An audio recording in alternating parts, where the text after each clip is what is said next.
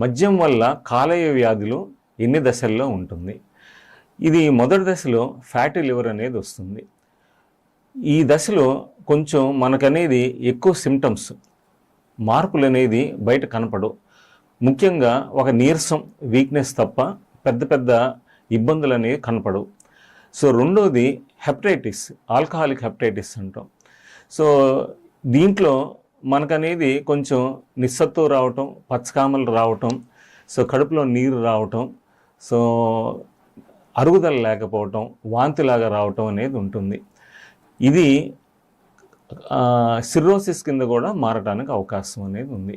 మూడో దశలో సిర్రోసిస్ అనేది వస్తుంది. సో 80-90 మంది ఫ్యాటీ లివర్ పేషెంట్స్లో ఒక 20 మంది సో హెపటైటిస్ కింద మారటానికి అవకాశం ఉంది.